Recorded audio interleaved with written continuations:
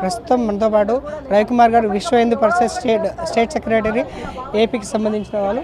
లడ్డు పంచాయతీ అనేది ఇప్పుడు రెండు తెలుగు రాష్ట్రాల్లో హాట్ టాపిక్గా మారింది. దీని గురించి అని కొంచెం వాళ్ళు కొన్ని సూచనలు అయితే చెప్పడం జరిగింది. సార్, ఏ విధంగా దీన్ని ముందుకు తీసుకెళ్ళబోతున్నారు? జరగకూడని జరగరాని అపచారం జరిగిపోయింది. ఇది జరగక ముందు శ్రద్ధ తీసుకుని జాగ్రత్తలు తీసుకోవాల్సిన సమయంలో ఉదాసీనంగా ఉన్నారు, అజాగ్రత్తతో ఉన్నారు. జరిగిన తర్వాత కూడా అదే ఉదాసీనత కనిపిస్తోంది అనే భావన హిందువుల్లో రాకుండా జాగ్రత్త పడాలి.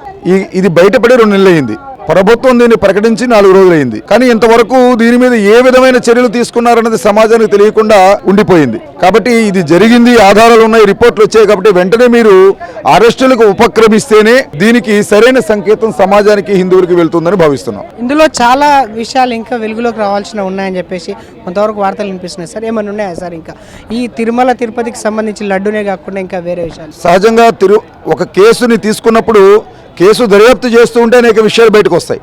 దర్యాప్తు ప్రారంభం అరెస్టుతో ప్రారంభించాలి. అరెస్టు జరిగిన తర్వాత దర్యాప్తు అనేక విషయాలు వస్తాయి.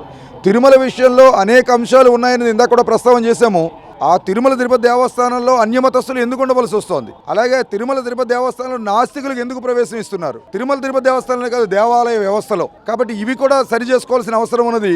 తిరుమల తిరుపతి దేవస్థానం యొక్క హుండీ డబ్బులతో నడుస్తున్న సంస్థలు హిందూ ప్రతినిధులు మాత్రమే నిర్వహించాలి.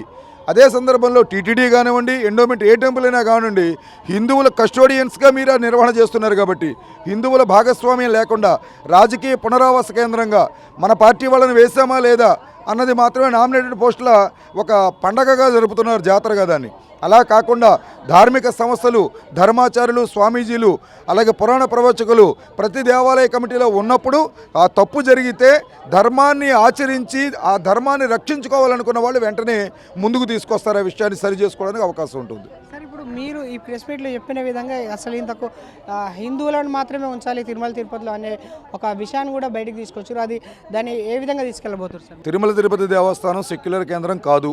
ఒక వక్ఫ్ బోర్డులో తీసుకెళ్లి హిందువుని వేయరు. ఒక క్రైస్తవ మిషనరీ మైనార్టీ సంస్థలో ఎవరిని హిందువుని తీసుకెళ్లి వేయరు.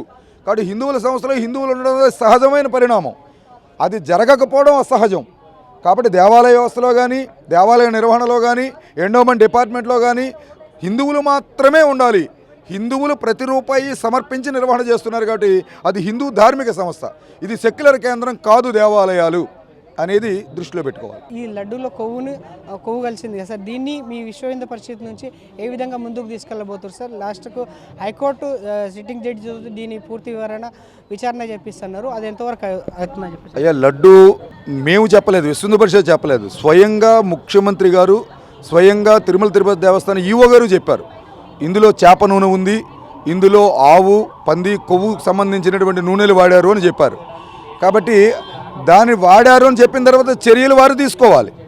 రెండవది, ఇది ఒక తిరుమల తిరుపతి దేవస్థానానికి వచ్చిన భక్తులే కాదు, అసామాన్యులైనటువంటి జడ్జిలు, ప్రధానులు, రాష్ట్రపతులు కూడా ఈ ప్రసాదం తీసుకున్నారు. కాబట్టి ఇది జరగరానిది జరిగింది. దీని ప్రక్షాళన 1 ధార్మికంగా, 2 చట్టపరంగా, ఈ 2 వేగంగా ఇంప్లిమెంట్ చేయాలని మేము కోరుకుంటున్నాం.